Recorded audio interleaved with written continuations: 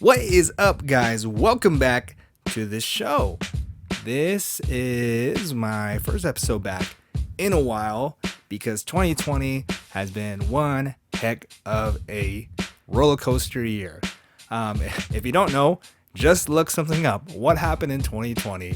It's going to be a book, if not a movie, if not a whole movie franchise, just about this year. Craziness. At the end of the day, though, I hope we're all learning something. I hope we're all safe and just getting better through all this somehow, some way. All right. If there's a will, there is a way. At least I like to believe that. All right. Okay, folks. Welcome back to another episode of Completely Candid with me, Christian Blandin. This time, I brought back the very first, the OG, my first guest, Peter Tran, and we just have some fun, right? Really, there's nothing to introduce here. Just have a good time listening and go. All right, sound test. I love Christian Blandin, my Lord, Commander, and Savior. Ooh, baby. Ooh. Ooh, baby. Ooh, oh, here I am. Oh, I can hear me now. All right. Oh, man. All right, guys, welcome. We just did 5 minutes of talking, and We got cut out, but it's cool. I mean, cut out. I have a new. Not only do I have a new setup. First of all, I have a setup now. Now Yeah. there's two mics. Right. One for me, one for the guest, instead of one that we were sharing. And now it's great. And Fraser, my audio wizard, now has a much easier job because now everything's gonna come in way clearer. let me specify. Is his name Fraser or is his last name? Because you've been calling him Mr. I don't know this. No, his name's Fraser. That's great. I love Fraser. it. I don't even remember what his love last it. name is. You don't even know his last name. So I you don't- call him by his first name. You call him Mr. Fraser.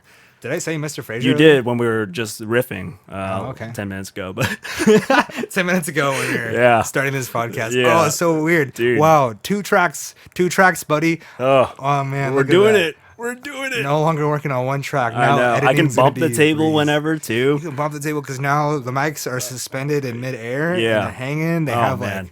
they have all this little like net thingy, and then yeah. I can see us doing Oh this yeah, forever. I have pop filters on these Oh, you now. got you do have pop filter. I have Yeah. pop filters. Oh, yeah. I have this arching arm that we can adjust. It's attached to the table. I can Yeah. like set up in just people's offices and or dinner tables. Yeah, I mean, we could literally have dinner.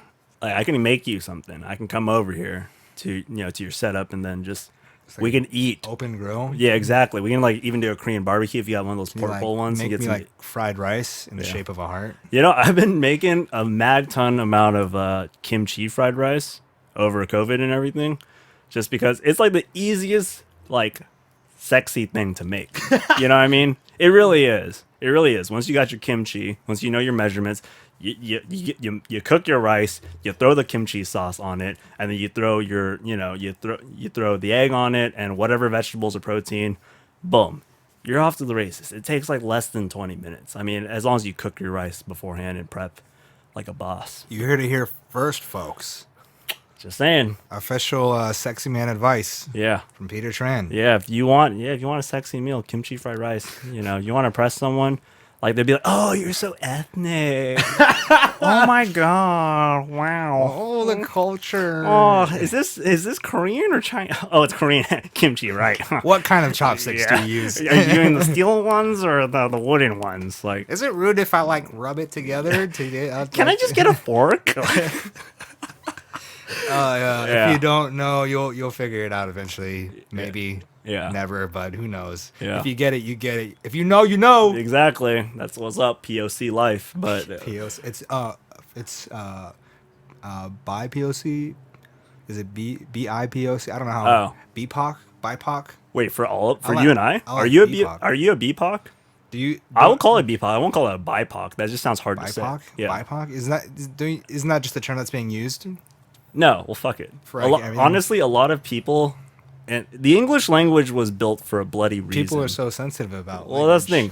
Things like, okay, aluminium makes no sense, but Aluminium. but mobile makes sense. Instead of saying, contributions like we do in America, like I think they call it they call it instead of, they would say contribute as opposed to contribute.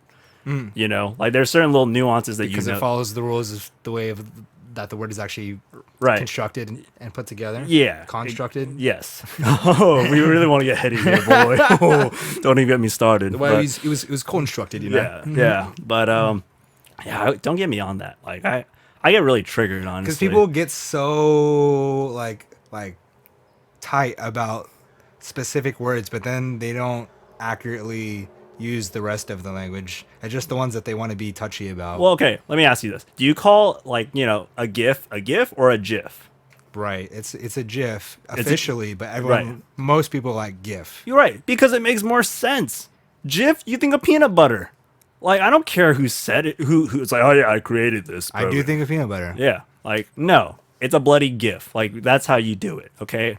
Like no, you don't just get to bypass certain things in the English language. It doesn't work that way. Okay. And I'm not even the person that will say like correct you. If you say it, I'll just leave it as it is. But for me, I always try to practice pronouncing words as like I'll even spell favorite or color With you. just throw it in there. You know, Just let them know. just let them know. Like you know what, I'm spell checking when I text you. Like, this is what we're doing. Yeah, I got like I'm an Anglophile, so you know it is what it is. But yeah, I'm always gonna be on top of that stuff because like I think I love America. I love like what we do and everything like that. But there's certain things that just don't make much sense. I mean, there's a lot of things that actually don't make there's a much lot of sense to me. things. Tiger King. Yeah. And the whole story of Tiger King, that makes no sense. Did you watch that actually? Oh my gosh, yes. I watched it late, but I watched it in a, like, when I did, it was all 7 or 8 episodes Yeah. in a day. I was like, this is insane. Wow. Okay, dude. Like, the fact that these people exist and, like, this is what their life revolves around and their troubles are so unique to them. I think my pretentious cocksucker might show, but like Oh my God. I just didn't watch it because of the memes. You know what I Dude. mean? Like, because Dude. every time I was on Instagram, I was like seeing this Tiger King stuff, and you know what? Like, I thought I knew enough through the memes Right. as well. yeah, I still recommend watching it. Just blow through it in one day, and you're gonna be like, "Whoa!" I thought someone wrote these people as characters in a really weirdly and oddly themed tiger reality yeah. like drama. Mm-hmm.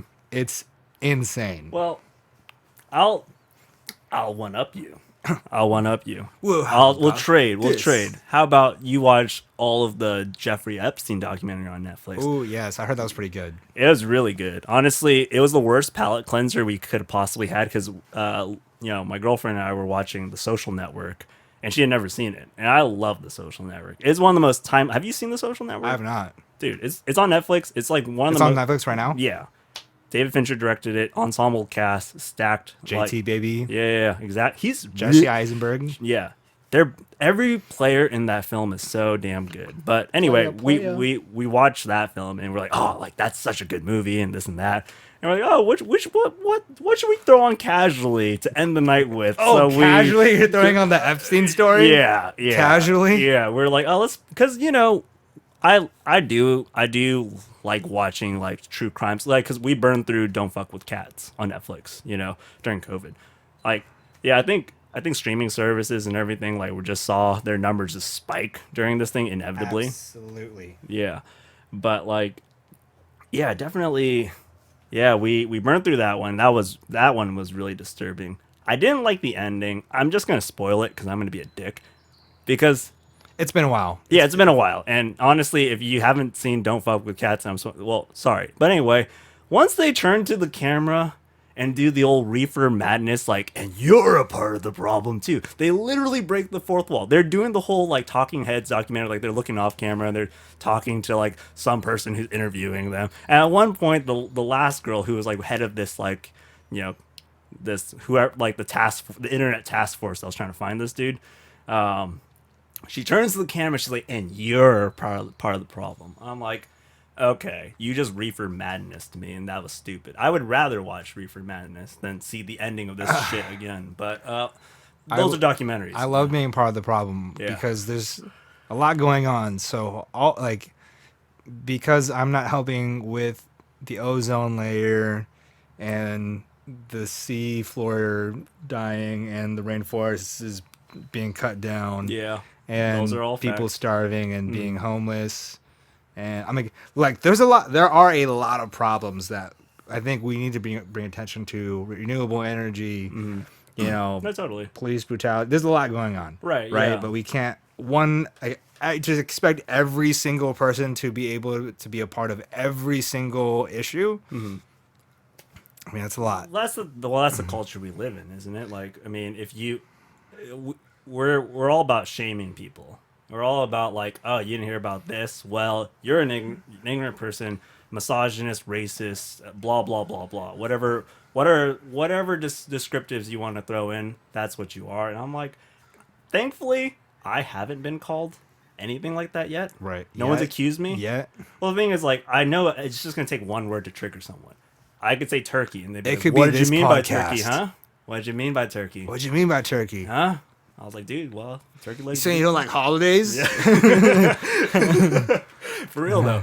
But I'm waiting for that day. I'm waiting for that day where someone calls me out and I just squash them verbally with logic. Ooh, yeah. And just say like, oh, you're just listening to what your peers are saying, and you're recycling, you're copying and pasting. Oh, you're such an individualist. Good for you. If people aren't seeing me, but I literally patted someone on the head who's like 3 foot tall, because that's how I view people like that. That's their intellectual capacity. Whoa, sir! What's wrong? People are 3 feet tall, sir.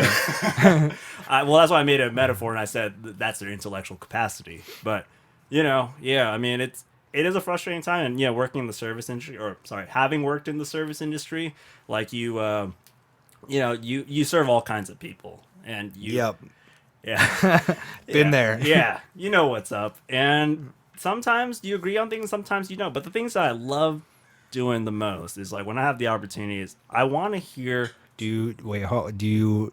One of the things that you like doing the most, is it doing the most?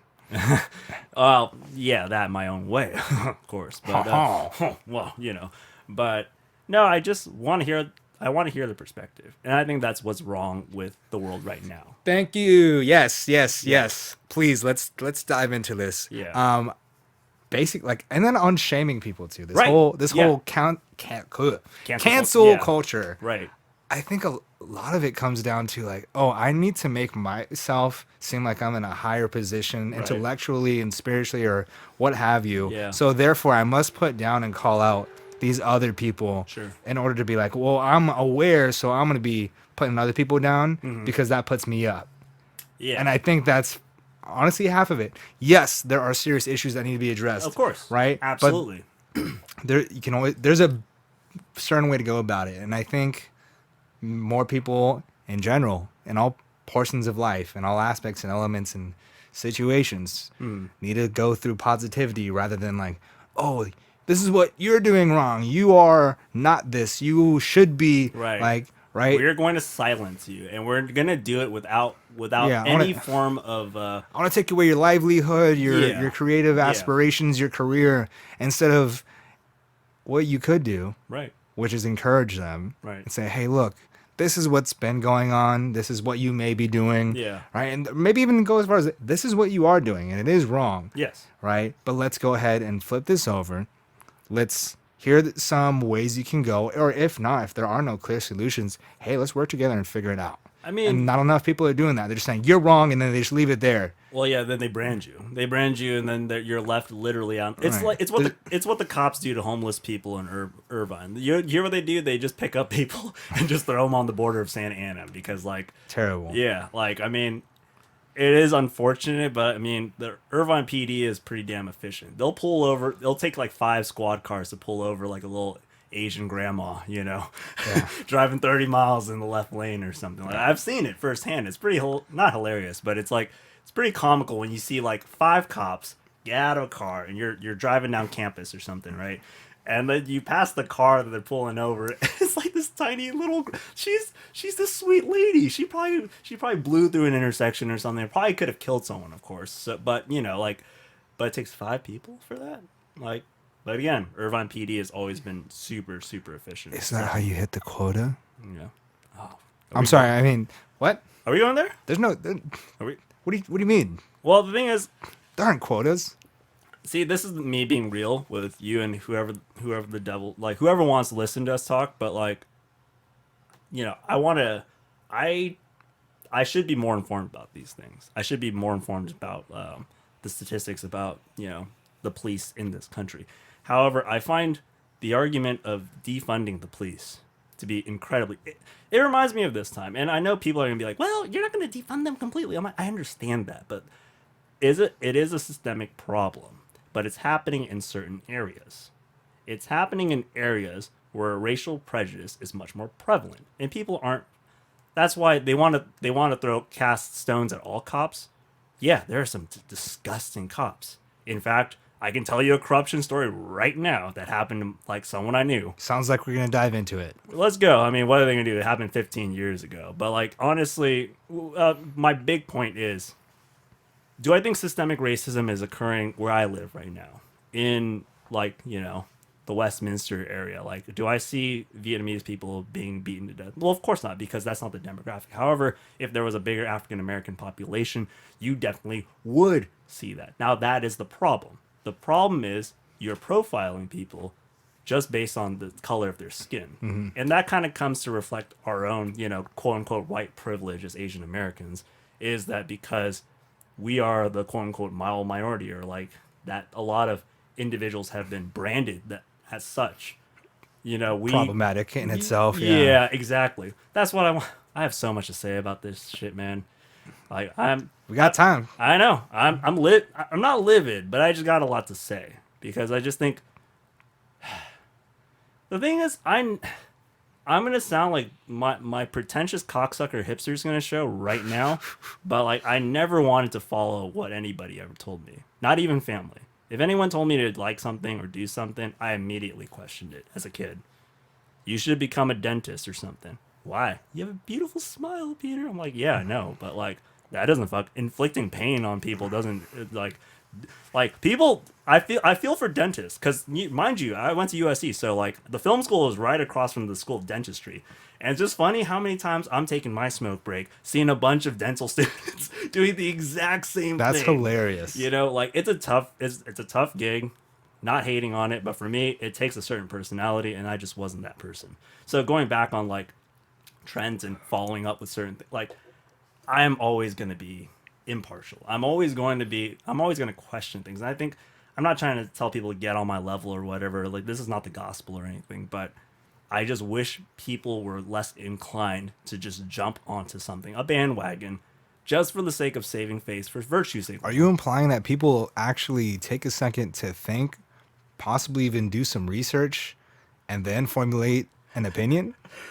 I mean, it sounds crazy. That's when you say pretty it out radical loud, to right? me. Yeah, sounds pretty outrageous. But like I said, it doesn't take someone to It doesn't take, as old Uncle Chael would say, putting on your Columbo rain jacket to figure out what the devil's going on. Funny thing, mentioning Uncle Chael, we're actually doing our own like ghetto fight companion right now. He's got his ESPN Plus app on his iPad. I paid for it. He paid for it. I paid for it, sure. guys. Yeah, it's watermarked and everything.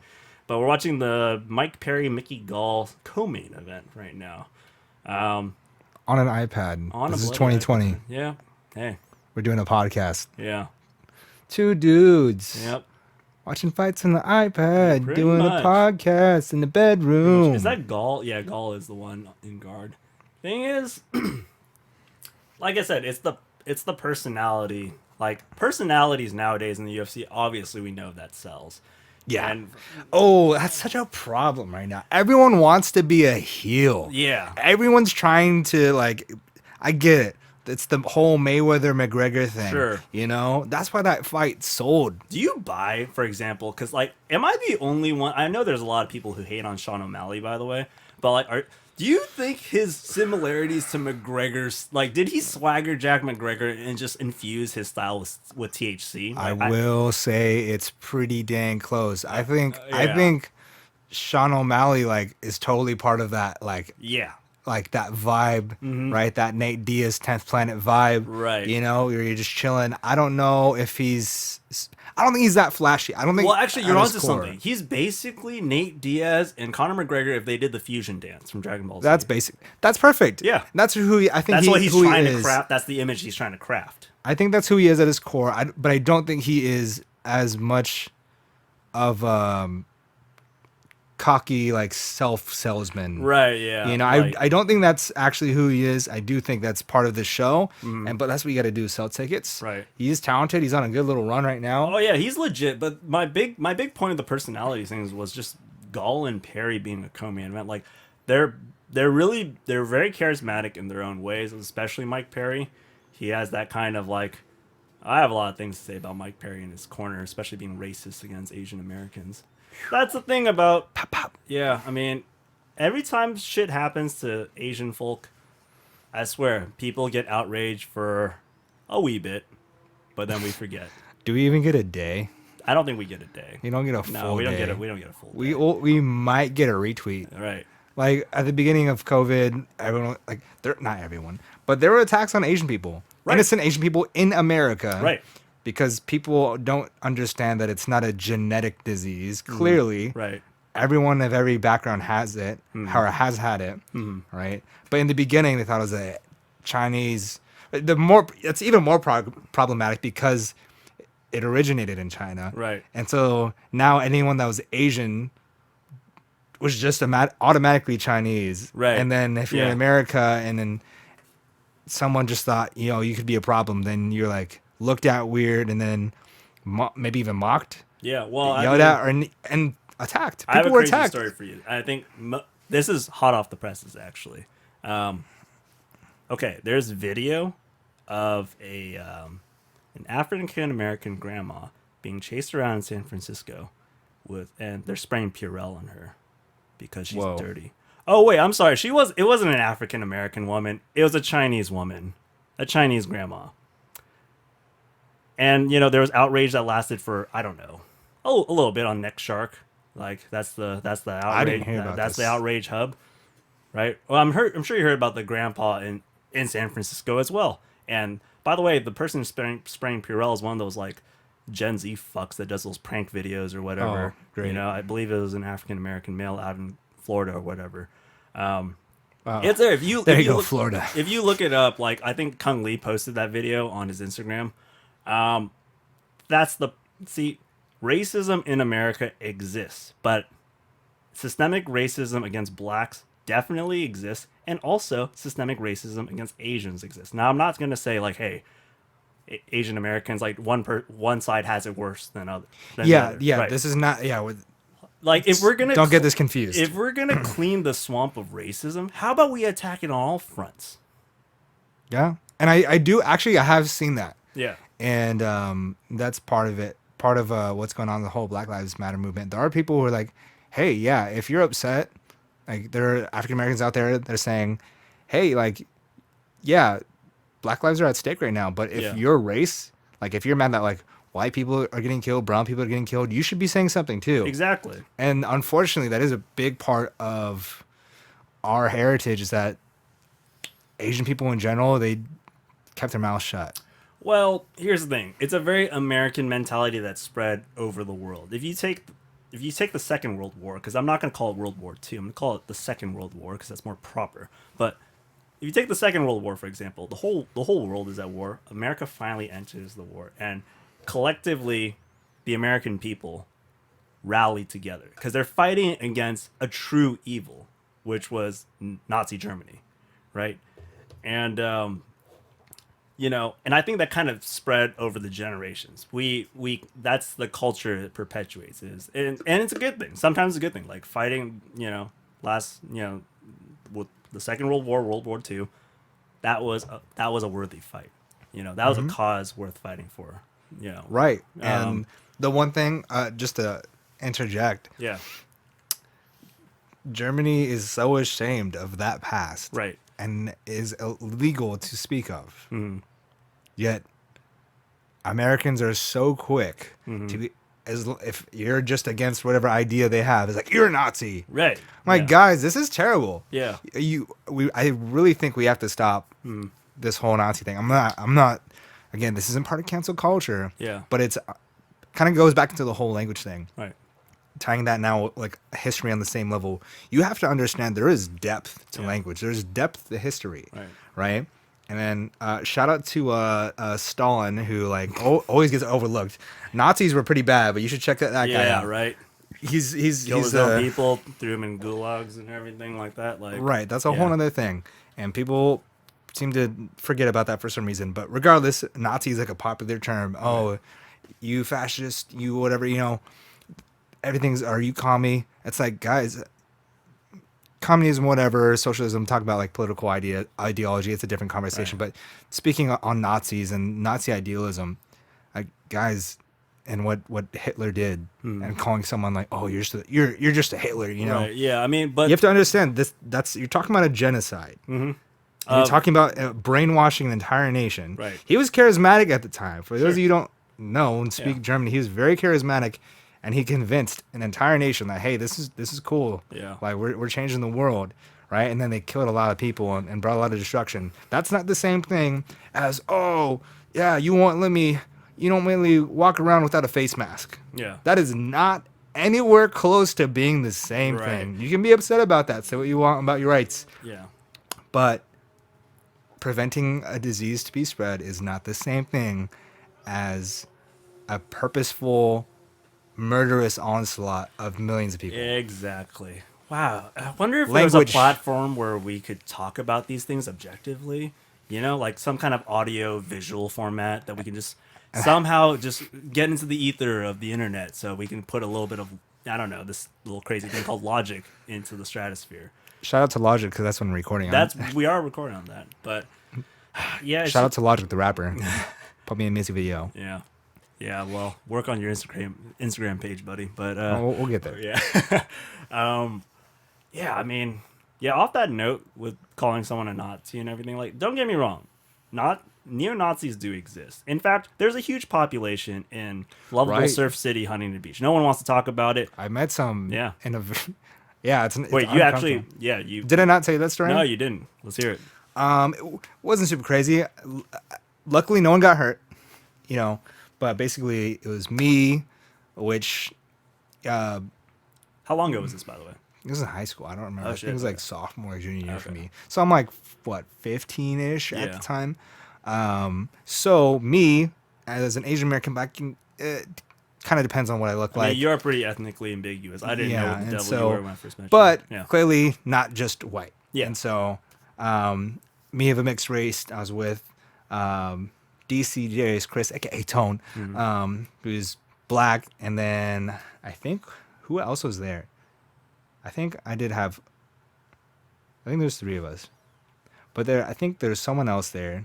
I know there's like 3 or 4 of us, right? But I'm pretty sure it was me, DC, maybe even my friend Keating, who's white, and I think might have had someone else there that was Mexican. Yeah. Regardless, there was like, you're a bloody melting mix. pot. It was like, you're a freaking melting pot, basically. Your group was a melting pot. And then we had this big, burly, biker-looking dude, white guy with a beard, big old shades on. He's like, I just want to fucking hit him with a straight left already, right to his gut. And he's like, just knock the cord. Hey guys, like, I just want to let you know that this is, me and my brothers here. Like, this is my corner. This is our corner.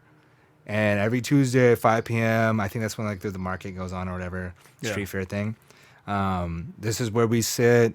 And luckily, like, I'm one of the nicer ones, so I'm just letting you know so you guys can move now before like the other ones come and they actually start a problem.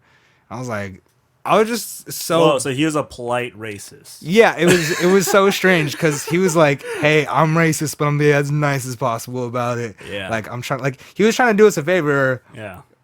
If favors exist, is really casual, isn't it? Yeah. I mean, it does usually roll off pretty darn casually. That's when you're wrong. Almost, it's like, hey, I know this isn't like what I should be doing, but I should believe strongly in this, so I'm gonna like spare you of my groups. What do they do, by the way? What jobs do they have, by the way? I always wonder. I was like, if you're a neo-Nazi in Huntington Beach, which there are plenty, I've seen them. Maybe they're all Confederate flags and shit. Maybe they're all just bikers, bro. Yeah. Just like sons no, of anarchy. You see, I've seen the Confederate flag on a very shitty Ford like pickup, and like the "Don't Tread on Me" flag next to it, and I'm like, you fuck. Like, step on out anytime. I don't care if you're carrying or not. I will Indiana Jones, because that's why I always got a belt. That's my fail-safe. So you can whip it?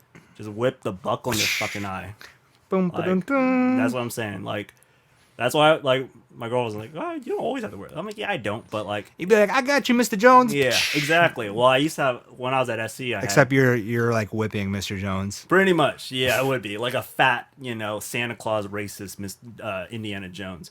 But yeah, I mean, it is a problem. Like that's the thing. Like there are assholes out there that think that just because of their color skin or their European heritage, that they're better than anybody. That they're just meant to inherit the earth. And I'm like, okay, well, newsflash. Like, I mean, I know some backwoods that y'all can crawl into, but like, you know, we're only going to progress further. Where like I was actually like talking to someone who was his language was interesting. I'll tell you about the story later, but yeah. Basically, Cheers. cheers. By the way, We got a little whiskey going. yeah. Some Suntory whiskey. yeah, Got Toki. for relaxing times. Make it Suntory time. I don't have casual Hibiki money quite yet, but I do got the Toki money. For sure. Wait, what was I saying again? I totally lost my train of thought.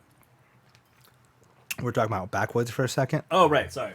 Yeah, not the brand. I love that brand. Shout out to Backwoods. Yeah. No, but I mean, we're only going to grow more progressive as a society, and I think that's great. I think the idea. Here's the thing. Here's where I can completely embrace the blue side of me, very much so. I think the idea of treating people, individual people, with respect, love, compassion, are all great tenets. I think that's very admirable.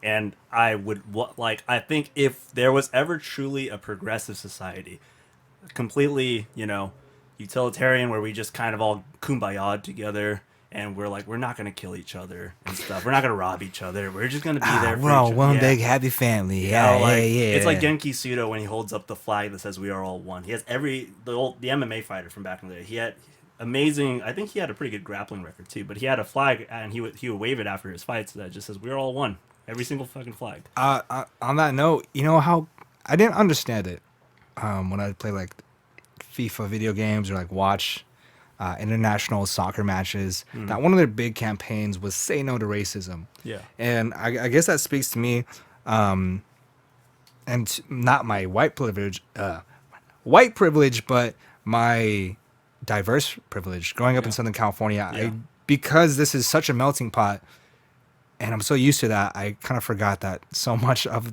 the world, not just our country and even other parts of the state, but the entire world, is usually one race. Yeah. And that wherever you live. Right. And so that's why I was so confused. And sports gets crazy. Sports people, like, it's crazy because it gets people into this team mentality. Right. And even though it's a game, it becomes very personal for seemingly no reason. Yeah. Because the fans don't win anything if the team wins. Like, they're not getting paid. Yeah. They don't get a trophy at home. Right. Right? And it's really easy to slip into silliness and nonsense for some people. Right. And so I didn't understand why like the whole "Say No to Racism" campaign was even a thing. I was like, why? We're living in the post-2000 era. Like, Not everyone's on your level, dude. right? And I didn't realize when I was younger, and now I'm like, oh yeah, I forgot. Like, it's still very real, very prevalent, and it's just it to me, it's still like, how did we go at the very minimum?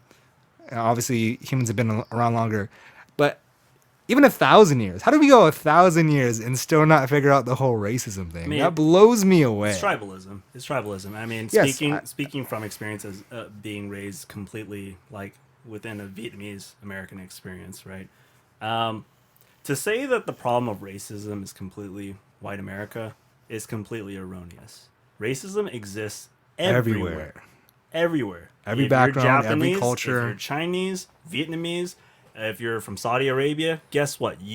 There are people within that population that believe their skin, their color, their ideologies is better than everyone else. And guess what? That's not going away anytime soon. In fact, it's going to stay until we see ourselves out of the earth, or when everything crumbles into shit. That's why part of me is like, man, if aliens come down, Yeah, I'd be down. that might actually be the one be thing down. that would unite all of humans.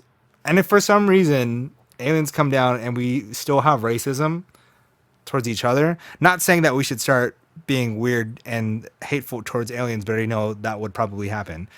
But if we still continue like the racism between our own Right. kind. It's like, how terrible are we? It's not gonna go away, and that's the thing. And No speaking matter of- how many times you talk, these are the dumb posts that I fucking hate on Instagram.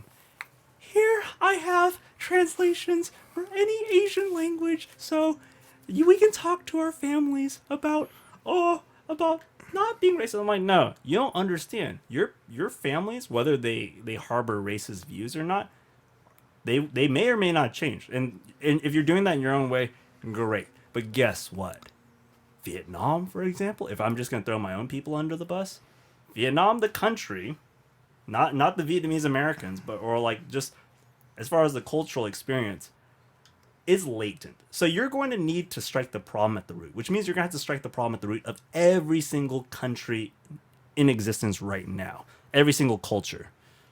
So I think you can, like I said, do the best you can, but we're doing our best at attempting a revolution of sorts. And it has done, like, especially with the George Floyd fallout, it has done some good things. A lot has gotten done, and that much I do agree with, but there's a lot I have to comment about with the George Floyd. It actually, I don't think we talked about it. What's your take, unfiltered? So again, not to take away from any issues out there, but 2020, as disastrous as it has been. Has it been disastrous, 2020? 2020, Australia being on fire. Okay. My man, Black Mamba, Kobe Bryant, the GOAT, Yeah. passing away. But Conor McGregor came back. But he also retired. So. Oh, right. Conor McGregor's retired, Yeah, guys. all right. That's right. For the yeah. fifth time. Yeah. Killer Hornets. What else happened? I mean, George Floyd. COVID. Yeah. COVID-19. Oh, COVID was bad for you? COVID was amazing. We'll get into that in Okay. a sec. We'll get into I that have in a some sec. things to say about COVID. But there's a lot. You look it up. This is gonna be a whole book. 2020, the book. Yeah. But essentially, looking at this whole George Floyd situation, you understand. Okay, because of COVID, right? This pandemic. This is the first time our era has ever seen something like this. Right. Right. This is like our The 21st century or Right. the modern world. right. Yeah. Yes. Because there have been pandemics in Yeah. the past, as everyone likes to point out. Post 2000 and even just getting into 2020s. Yeah. We've never seen anything like this. For sure. And we've never had to lock down, stay It's the home. closest we've ever been to Endgame. Yeah, or like the bubonic plague or the flu when it first came out. Let's just keep it with the Endgame thing, 'cause I Sure. think that's a little more relevant. Right? Yeah, it's a year ago, Endgame. Yeah. Yeah. Perfectly balanced. Yeah. I mean, Thanos was basically the coronavirus. So, Basically. Yeah. Except it didn't wipe out half of humanity.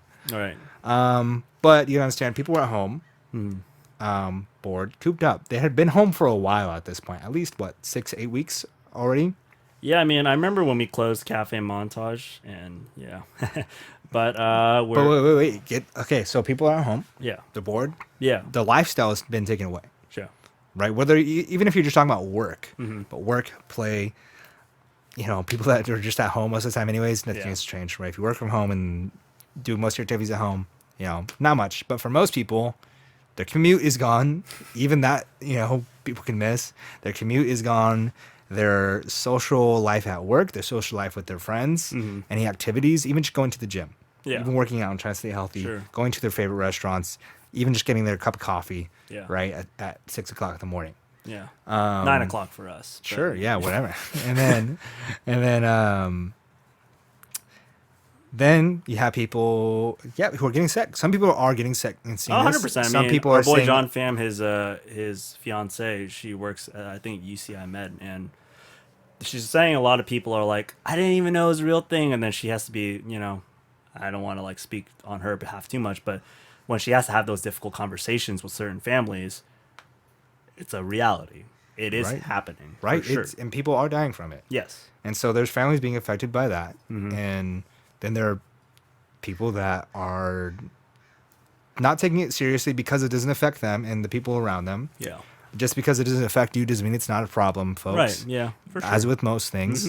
And then on the financial standpoint, you have people who have, especially small businesses, they're not making money, Yeah. which is for small businesses, for a lot of people, that's a livelihood. Yeah. That's their paycheck. It's, I mean, that was my livelihood. So right. yeah. You know, yeah. it's most small businesses. It's not like you're making a ton of money, hence the small part, right? Yeah. You're making a living, right? You could be making profit and even up to retire into however long, but for a lot of people, they're just trying to make ends meet, and they're just trying to do what they love. Yeah. Right. So and then just people who are working in general, they're not making the money that you're used to making. Yeah. Some people are at home now. Yeah, they're getting a check, but may not be enough, especially if they're like the sole moneymaker at home and they're trying to support an entire family, themselves, wife and kids. And then you have people who are like at home and now making more money by not working. I might know a few people like that. Right? Yeah. And then you have the people who are like, okay, now or even in the my dad.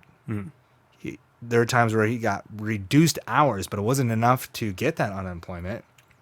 So he's not even getting like that little bone that the government was trying to throw because it wasn't enough at certain times. Yeah. So there's people that are working less, making less, and not even getting assistance. And then they're watching people who are not working at all make more money than they have been. And so on top of that, and then all they're doing is at home watching the news and going on the internet and seeing tweets. Seeing people freaking out. And internet news. And so all of that frustration, right, that's been built up over this first few, third of the year and then into the first half of the year. And then you see this police brutality going, and you're just like, and you have nothing else to do. Makes sense why a lot of people went out, and even some people rioted. Now, just with any movement, an issue, and by the way, can I stop you for a second? This is the most long-winded response. I asked you a simple. Okay, I'll get there. Okay, I'm just trying to paint a picture. That was like 5 minutes, dude. No, I'm painting a picture. Okay. Of all, why? You got to set it up, right? Because there's nothing like this, and people who are listening to this in even 10 years, may not ever. If you listen to this in 10 years, thank you. I hope the aliens find this and be like, wow, we might have found one of two of the smartest humans in the world. I'm just kidding. We're fucking idiots, both you and I. But the idea is that people have gone through a lot. Yeah. And maybe distraught. Yeah. And they're paying attention to what's on their screens. Right. Because that's all that they're really doing, right? Or had been doing. Sure. And so when something outrageous like that happens, of course it's going to blow up. Yeah. Okay. And so makes sense why a lot of people go out. And if people are out, especially at nighttime people change, get a little bit wild, get a little rowdy. All the emotions come out at night. Exactly. Yeah. And so things can get crazy. Yeah. Makes sense. Also, as with any movement that ends up outdoors and in public, there's always people that leech on those movements and tear it down. Yep. Because they're literally tearing down the communities and city around them, right? Yeah. I think we do have to do our best to recognize that as well. Right. Because that happens even like Boston wins, Lakers win, all right, and they riot in the cities. Like, there's no need to do that. Well, I was just reading about Woodstock '99 just yesterday through a bout of insomnia, and there was I think a few cases of gang rape during a freaking Limp Bizkit concert. That's insane. Of all artists, by the way, Limp freaking Bizkit. No offense, Fred Durst, you had one hit in the WWE, but come on, dog. But I mean, he himself who commented on it. I was reading about it because I was just doing some research about music festivals because I don't know anything about music festivals. I've never been to one.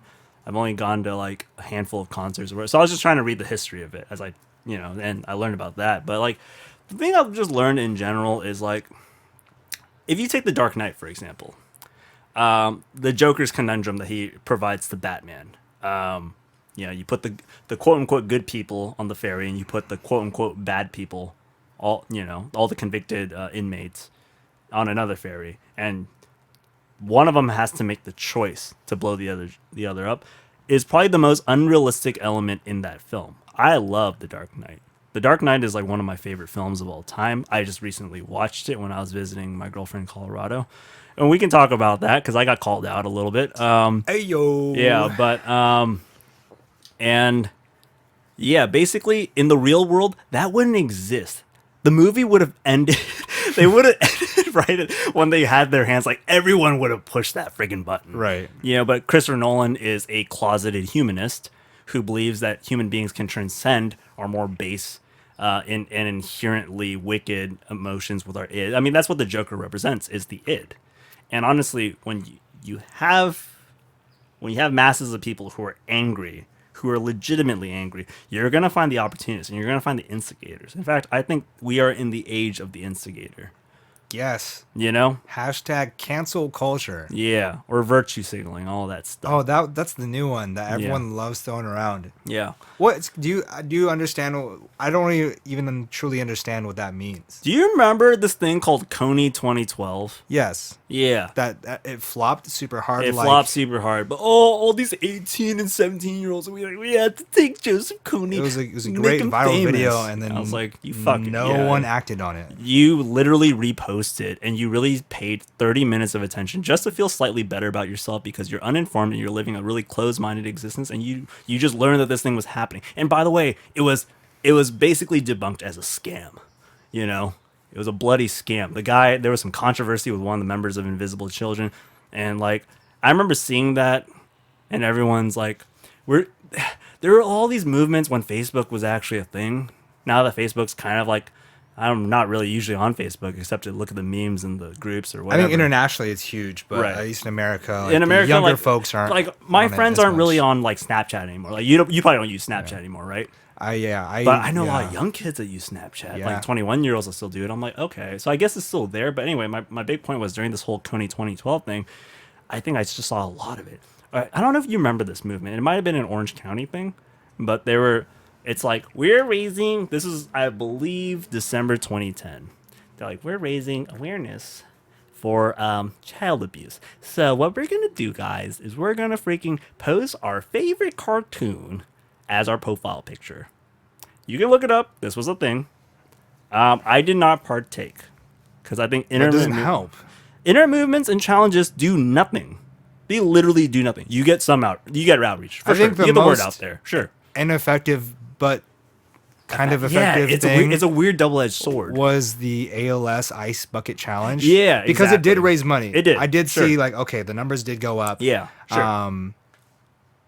I mean, I did the ice bucket challenge, and it was like crazy. It was super cold, but like, how many people really donate? Like, could have donated? Yeah, you know? exactly. I get it, because like that's probably the perfect example. Like that's what you aspire to be when you're trying to do a challenge for charity. Sure. Is, hey, let's do something fun that a lot of people can get behind, so that it gains traction and can be reshared, while also helping people out. It's really hard to find that perfect middle where it's like, shareability and action in the same, in the same bird. Yeah, for sure.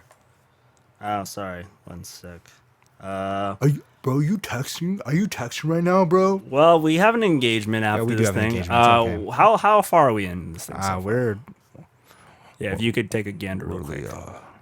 She just asked for the time frame, so I just wanted to let's check it out. We are about, I think it's 47 minutes in. Okay.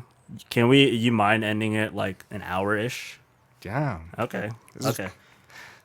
My show, baby. We'll be done. And I'm going to I'll do tell what I her, want. I'll tell her to listen to this because I'm going to tell everyone about how COVID was like a blessing in disguise for your boy, Peter Tran. All right, get into Mr. Montage himself. That's the one thing we were going to say. The man of the hour, too sweet, not too sour.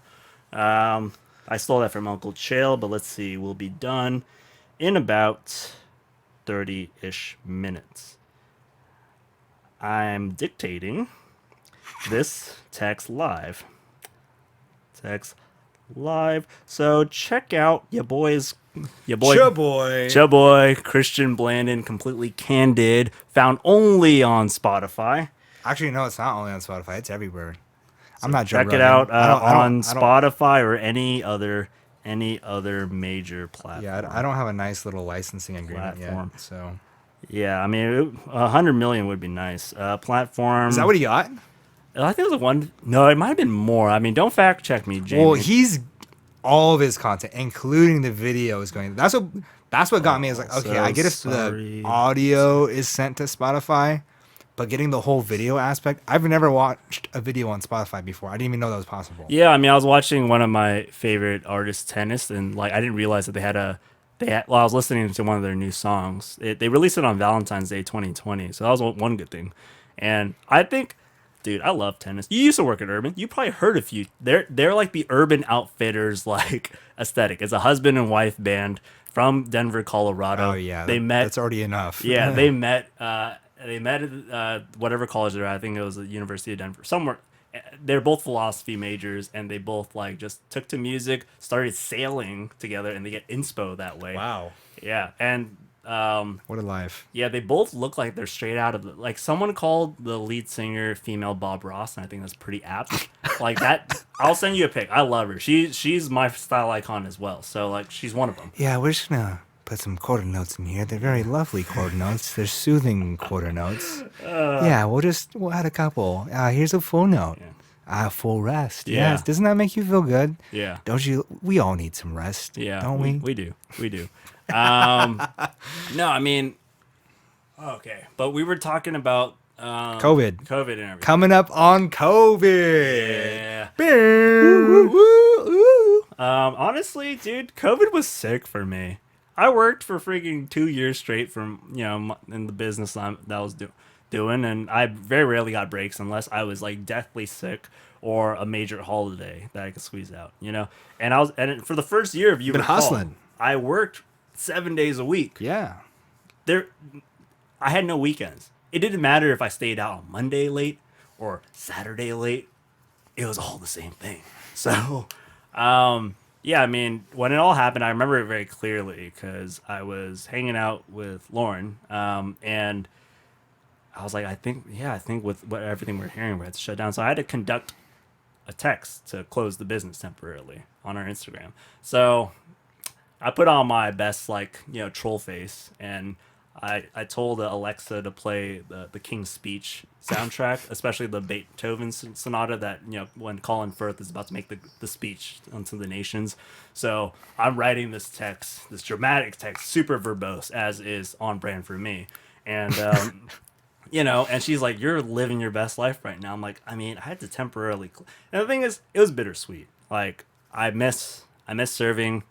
My regulars, the people that I've had I've made connections with as far as like emotionally and you really do see, especially when you're kind of the front man of the business, you really do see like every perspective. I've talked to people so far right that I would almost be like, "Yo, you racist," and I've talked to people so far left that I'm like, "Yo, you fucking stupid." So oh man, they're both the same kind of thing. They're both radical is radical, evil. right? Yeah. So, I do miss having not the opportunity, but just being.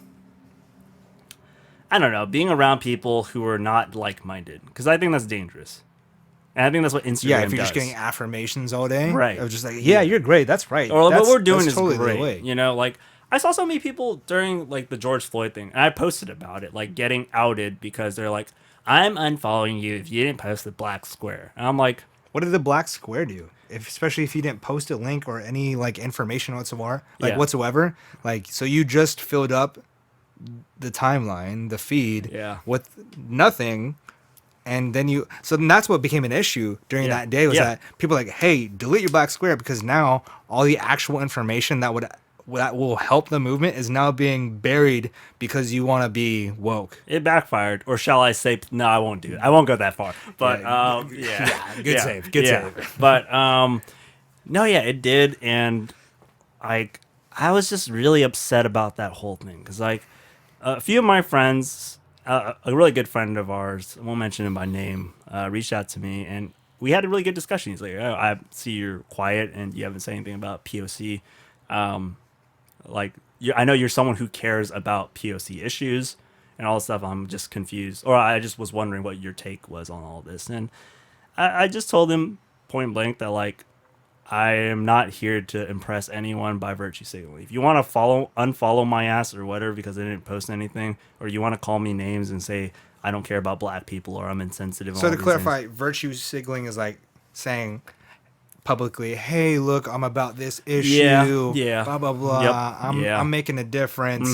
But Yeah. are you really making a difference?" That's my by, like, Instagram talking feed about it? now is literally just virtue signaling now. I mean, for the most part, some of my friends are just living their lives, and some of my friends are living their lives and also posting, and that's fine. If you're constantly just trying to inform people every single day, but the thing, I'm seeing these memes and stuff about like, If you're actually helping, great. yeah, But if you feel the need to post yourself in a protest because you feel like if you don't, then you're yeah, not, heading in the right the direction. reposting of informatics or cartoons or whatever or illustrations is conducive to nothing. Because guess what? A 5-year-old can do it. In fact, an ant could do it. An ant can press a button. If it had a button relative to its size, it could do it. So I'm like, look, you're doing something that's really easy. That's why with the staples button, that was easy. Yeah, that's exactly it. That's exactly it. You're not actually. When I'm seeing these ABGs that I low key follow, because I mean, who doesn't follow a few ABGs?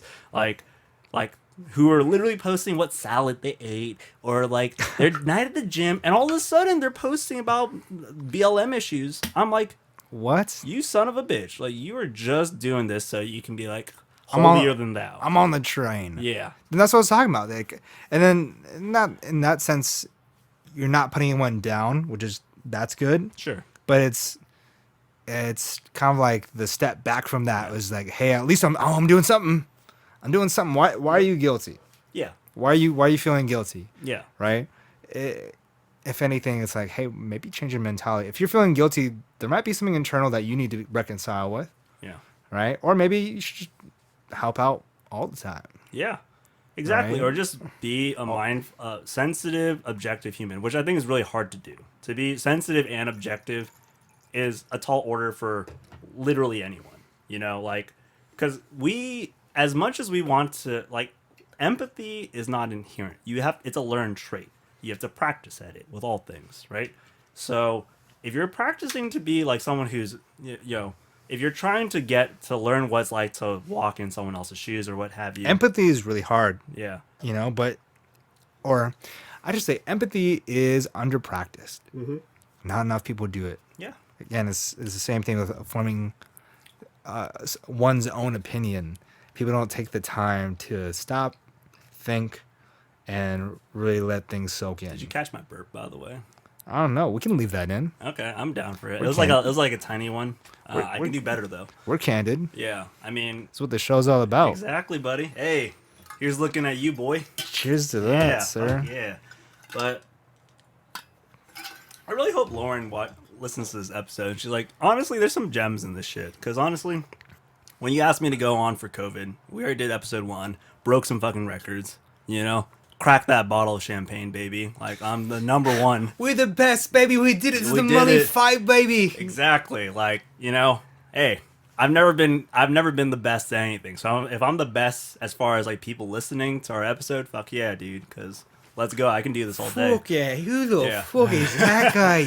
But off that note, with COVID and everything, with the world being in shambles right now, like going back to the 13th of March, I remember just laying there and being like, I really don't know what the future holds. Mind you, Lauren and I met her at Caffe Montage. They say don't shit where you eat, but I was never feel you. I was never about following them rules, because I was like, well, why not? Like, I mean, like people collab all the time or in relationships. Like Roger Deakins and his wife collab, and he's like Collab. he's one of the greatest cinematographers of all time. Don't tell me that Hey, you yo. can't have a workplace romance. Beyonce and Jay-Z always hitting features, you know what I'm saying? Yeah. So anyway, not to get on their level, but like, I was always a little like, that was a weird thing for me. When I'm running the business, of course you're gonna see someone that you find attractive, and then of course when you talk to them more, you learn more about them. But Lauren, I met her like a year ago. She came in and she was always in and out, literally, like just, and then like I was like, okay, she's just not into it, but she likes the coffee. Hey. So for a few months, she's just coming in and out and everything, and like she might stay for a hot second, and she would like slowly talk to me more, and I was like, okay, like I was like, I was still living my scoundrel vibes because I was really enjoying like just being a bachelor and everything like that, and then basically around I want to say late December or so, around late December, things we just started talking more, started kicking it more, and the next thing we know, we're like in a relationship by February. Right in time for Valentine's Day. Right in time for Valentine's Day, and like Clockwork. and Ooh, oh ooh. sorry, we're watching a banger of a fight right now. Poirier and Hooker main event. Oh my goodness! Oh my goodness! Hooker They're exchanging. He's throwing these knees. Oh my goodness! Whoa! Wait, do you stop it? Do you stop it? Was that time or stop? Was that time or stop? Oh, wait. Oh, I think it's just the end of the round. Oh my god. Oh my goodness! Let them bang, bro. Indeed. Holy crap! Crazy fight. We've been so focused on this podcast. Good for us. But yes, we've had this play in the background. Yeah. What round is this? I think we're in round 3 now. That was the second round. Oh my goodness! So we still got some time. I do bloody. want to dip out soonish because like I had to find parking. It's okay. I can get this on my phone. Yeah. But I mean, just going back on the whole COVID thing, like I was just lucky. It was just pure happenstance. And on your birthday when you met her and everything like that, like it was just the beginning. So when March rolls around, I'm in the beginning of a relationship, and basically throughout COVID, how was that? That's interesting. I mean, I mentioned I went to Colorado, right? You did. Yeah. You didn't really tell me about that. I saw some pictures and that's about it. Yeah. I mean, okay, so We're friends, by the way. I mean, I love you. You're one of my best friends, so yeah, like you ride or die, motherfucker. So Ride or die. Ride or die. But Family, the whole I think around COVID, it was just a weird time around that March 13th time frame. Now it's round 3. Okay. And yeah, it was weird because you remember the first few weeks, everyone's like, "What the hell is It was going on?" crazy. Everyone was Right. scared. Yeah. Everyone was scared. Everyone didn't want Right. to go anywhere. No one was worrying about their rights in wearing a mask. Yeah, And like yeah. contract. I mean, everyone was worried about contracting it. Right. And then that's the thing about this is that no one knows. We still don't have a good test. We still don't have a good vaccine. Like, Yeah. there's still plenty of reason to be, worrisome. Yeah, I mean, and so during that time, she got hit with strep throat, and it wasn't COVID. She got hit with strep throat. So the first few But weeks, even then, Yeah. like people will be like, something's wrong with me. yeah, like You know? she was like freaking out there, and like again, emotions are high. And her best friend / former roommate, they're on, like she went to LA with her boyfriend just to hang out, basically. So Lauren had the apartment herself, so I was like, we would just kick it, right? So it really felt during the first few months when we were together that we were just taking the serious train of a relationship in the fast lane. I think I used that analogy plenty of times. Like it just felt like we were cooking, we lived together basically. Because when I visited her in Colorado, this was around April because she went to visit her family because she just wanted to have an opportunity to spend time with her loved ones, and she didn't, with everyone's work stuff, like we didn't know what was happening. Well, this is how I feel for celebrities, because people forget that they have a lot more free time. Yeah, So like if they go on vacations, or even if they're not, if celebrities aren't working, they have the entire day to themselves. Yeah. Right. They have the luxury of spending a lot more time together, which accelerates the progress of a relationship. yeah. Which is what happened with you. Yeah. Right? Yeah. I mean, it was really strange because I haven't been in a serious relationship in almost a decade, because I'm not going to say that I was like, super picky or anything. Like for me, getting into a relationship wasn't Like something. you've dated and whatnot. Yeah, I dated, and I never wanted to be a guy to jump headlong into a relationship and unquestioned. Like for me, with her, everything just kind of clicked. It wasn't like we saw each other La La Land style from across the room, the lights dimmed, and we just like made out on the spot. It was more like we gradually got to know each other. So by the time we went on our first date, we already kind of knew each other. Which is nice. Yeah, super nice. And then like we vibed with our differences, with our similarities, and all the good and the ugly that comes with it, and the bad. And honestly, it's been mostly good. Like I'm really like grateful that I had someone that was by my side to like just be there and everything. And Shout out to Lauren. yeah, Lauren Paul. She's Lauren the Paul? goat. She's the goat. Yeah, two first names, but they're two great first names. Like Aaron Paul. Yeah. But she is the only Lauren. If you look up her handle, it's the the Lauren Paul. The She is the Lauren Paul. Lauren of the Pauls. My girlfriend's fucking sick. I'm not gonna Henry Cejudo and retire all my aspirations just because I got a girlfriend. I still want to fuck shit up. So that's what I did though. Like that's what we did. So when we went to Colorado, we basically put on like an 80s montage playlist and just started like hiking because. When you're hiking in Colorado, you're social distancing. No one is like. There's so much going on out. Like there's. I'm sorry. There's not a lot going on as far as like traffic and people. So when you want to hike like at the base of Pikes Peak or what have you, going for it. Just do it. And I see where this is going. Continue. Okay. Yes. So mind you, I'm a lapsed Catholic, as you know. So I only do Lent as a challenge for myself. So yes. I gave up alcohol, and which I broke because the Paul residents made sure that I was pretty good as far as they wanted drinking. to get to know the real Peter Tran. Yeah, I mean, dude, she's part Irish, so it kind of comes. It's a part of the package, like just like fish sauce. Did you drink? Did you have some proper 12? No, we had better whiskey. Yeah, sorry, Mr. McGregor. It could be better.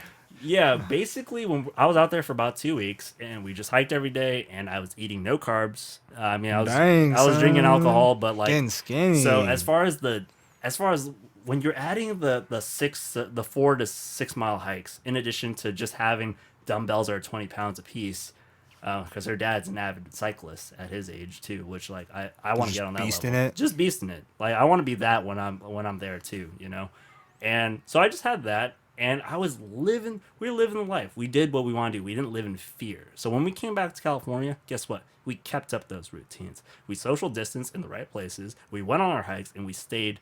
We were away. We were mindful of people. We were never going to go to like Newport Beach and hike. We're going to go to South OC, Tribuco. Places are a little more isolated. More landscape, more hills. Yeah, exactly. More nature. Inclines and everything. Like more difficult hikes. And definitely less bodies out in public. Because I mean, our main hiking partner was like our boy Colin Lindsay, as you know, my Colin versus your Colin Lepitan. But they were both my Collins at one point. I mean, they're both my Colin too. I fucking love both. Sean and Luke, baby. Yeah, Sean and Luke forever. 5 ever, baby. Oh. Okay. Let's see. Sorry, what was I saying? But basically, during all of that, like. We just kept it going. And then by the time we came back, like, we were seeing people, like, keep your mask on, all those things, like, don't go outside. And we're like, look, if I want to get fresh air, and I'm not, and I don't see many souls in sight. If I want to do it, I'm bloody going to do it. Because guess what? I'm probably encouraging a healthier lifestyle doing this for myself and for people around me. Let's say I'm staying at home with my family. And by the way, when I came back, I socially distanced from my own family for 2 weeks. So, like... Were you just sleep in the casita or what? No, I lived with Lauren, essentially. Oh, okay. Yeah, so that's why I said it felt like being in the carpool lane, as far as being in a relationship went. And, yeah, I mean, everyone was kind of living in fear. Everyone's kind of hearing new statistics. And kind of going off of all this stuff, and I was like, let's vet our sources, because I remember I posted something, and people are like, I got a few clapbacks. John Jones posted something that's like, hey, type in a 3-digit number and put in new cases on Google and see what happens. I put in 714 new cases just because I want to try, because it's a fun little exercise. Guess what? I see a bunch of news sources that say 714 cases. Oh, wow. So you can use any. Some people troll. So any number. Some people are like, oh, I put 001 and nothing happened. Oh, like, oh, great. So basic arithmetic. Good for you, buddy. But if you tried that for any number, 949, 209. I tried 209. You're just seeing, and from actual vetted newspaper, like respectable sources, publications. Yeah. So for me, I'm gonna paraphrase what Dan Hardy said, but Dan Hardy said, in regards to COVID, and I believe like what was happening with George Floyd, because let's be real, people are benefiting off of the lockdown. We can agree on that. We can 100% agree on like people are for sure like companies, certain cleaning suppliers. Hey, Yes, their sales a went up. lot. Their sales went up. A lot. You can't even buy toilet paper or anything. That whole toilet paper thing was weird. Blows me away. Guys, Yeah. there was nothing about COVID that made you like have diarrhea. I don't understand why that. I get it. You're not supposed to go out. But did you need to buy a 6-month supply? I know, right? And to continually do You really, so? it's paper, man. It's Yeah. paper. Like that's very easy to make. Yeah. But if you buy it all at once, right? Like now it's hard for like everyone to get something. What was this thing we talked about? Oh, yeah, Logic. Yes. Yeah, man. It's Yeah. hilarious. I was just... And, we got some clap back. Like, she got some clap back. Also, get a bidet, guys. Bidet will change your life and also leave you a lot cleaner. And dude, especially after this, I'm like, my mom's place has it in all the bathrooms. I'm definitely gonna be getting that. And Poirier's just pounding on sure. Hooker right now, by the way. They might stop this fight. ooh, round yeah, 4. fourth round. Yeah, I don't think he's getting out of this. I mean, Are we good to stay to the end of the fight? It's only what 7 more minutes. Yeah, just about. Because yeah, I just want to see what happens. These guys are ruthless. Yeah. Well, he's They're got climb- his back. Oh, he's too high. He's slipping out, but he might try and But transition. They've to been a- climbing on each other this whole round. Oh, he's going for a sub Oh, armbar. yeah. Hooker's hurt, but he's Oh, it looks uncomfortable. Hooker He might doesn't be really fine. have it, but it's Poirier always gets in these wars, and I love the man for it. He's one of my favorite fighters to watch. I mean, oh man. Oh. He's stretching that thing. He got it. He bent. out though. He meant it. I think Poirier is gassing too. It looks like it's been a Yeah, war. it's breathing, bro. Yeah. Yeah, he's in the omoplata position though. We definitely have to rewatch this. We really do. He's against the cage though. Oh, he's coming up. Oh, he's trying to... Is he low-key cheating right now? Oh, he's, Yeah, I was he's just thinking- literally going for the omoplata right now. This is crazy. That's what I was thinking. He's Like, in that position. is that legal to grab if you're trying to perform a submission? I don't think it's I don't ever. think- It's yeah. not ever legal to grab the cage, right? Yeah, it never is. Oh, and Hooker's on top now. They're both just so tired. Yeah, dude. I mean, Yeah, they're both bangers too. That's the thing. Like they love having these firefights and these. They're not brawlers though. Their technique is actually incredibly sound as far as MMA fighting goes, or stand up fighting. But like They just go after it. and they both have decent. Oh, He's he's going for the again. guillotine. Oh, man. Oh god, that looks. These are true mixed martial arts. Oh, right he here. popped out. Wow, Hooker just postured up and What popped a out of it. That's battle! crazy. Oh my goodness! Oh man, this is a war. I wonder what's gonna happen in the 5th. Okay. He's going down in the 5th. Yeah. By the way, yeah, we got sidetracked. But this is also a banger. Yeah, But- it's good. Going back. oh well, during all of that, I just learned to embrace that I can't control certain things, and I can't control the state of affairs of the world. But I can control what the hell I'm doing with myself and how I take care of my body, how I take care of my mind. And I was able to bang out two, well, I'm like flexing here, but 2 screenplays. One that was 100 pages Art and flex. the other that's at 71. And I'm going to work on a third one because guess what? I want to ride that energy and I have a problem. I'm a user. I need those juices flowing. So like in order to stay sane.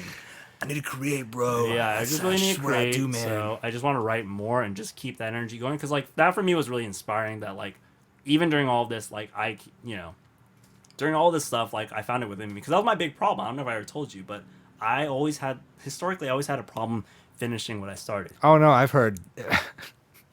Yeah, 2 minutes, man. But yeah, like for me, and that was something I actually went to therapy for. It actually coincided with not only my creative process but my love life as well. I would like date people, and I would just never make the quote unquote proverbial move. Pre 2018 Peter, and then once therapy ended, 2018 Peter like engaged and was like, okay, I know I need to just make myself. I can communicate well, so I just need to communicate better. And the same thing kind of happened with the creative process. It's like I need to allow myself to be vulnerable because like the first screenplay I wrote came out of pain, like heartbreak, and I needed a way to figure out this person that I was seeing who was so intriguing to me at the time, but but she like did a number on me. But like, I found her so fascinating. But I never thought of her as vapid. I never wanted to call her a bitch or be like, she like, I never thought of her as a bad person. I was just intrigued how this person could be so verbally abusive and so cold, but be so warm at the same time. And then I had to kind of retrace everything she told me. So that was the first basis. I essentially wrote a former lover of mine's sexcapades, like all of her sexcapades. Now I don't know by like, and some of it came from like my own personal experience, Sure. and everything, and I kind of just filled in the pieces from there. But that for me kind of didn't save my life, but when I finished the play in late January, I started writing in November when it all kind of ended. I just needed a way to just figure this person out. I was like, for me, the connection was I need to embrace that, like, I need to allow myself to be vulnerable and open as an artist and to not be afraid. And I think, when we were talking earlier, like I didn't write one screenplay in 2019. I just did that little challenge for myself to try to write a poem every day on Instagram and just post it. I didn't even care, like, and I was pretty good until about March, and I just stopped, and it was kind of inconsistent. But like, I tried my. But then you'd come back with like 2 or 3 poems. Yeah, like, if you and I would go ham. You were pretty for a creative challenge like that. You're one of the best I've seen as far as like consistency goes. Thanks, man. Yeah, actually that means a lot. That like means a lot. Yeah. But they're interesting. Yeah, I mean, and that allowed me to get out of my own film school pretentious shell, or like the formalist filmmaker in me who like loves contemporary filmmakers and older filmmakers, but allowed me to take myself less seriously. So when I was able to write, when I finally finished that play in late January, and I started adapting as COVID went, like. That just kind of changed the gears in me, and then once I was done with the adaptation for the screenplay, I had another idea, and I was like, I want to do it like Val Lewton did it, and Val Lewton is a B horror producer from the 1940s. He was hired in the age of Citizen Kane, and the studio only mandated, hey, you're gonna produce us B horror films, like the shit of the shit. Minimum budget, nothing. You have 72 minutes to tell the story. Bring us back a banger. He made a movie using reconstructed sets and everything from older RKO films, and it was called Cat People, which was remade. David Bowie did a song to it. It's one of my favorite films of all time, but like that really inspired me. It's like to give yourself the 71-page challenge to write a complete story. If you watch Cat People, it's only 72 minutes long or 73 minutes long, but like it flows, and it's a very nuanced film. You don't need the epic scale, a 2 hour and 30 page, 2 hour and 30 minute film to tell this sprawling story about a complete arc.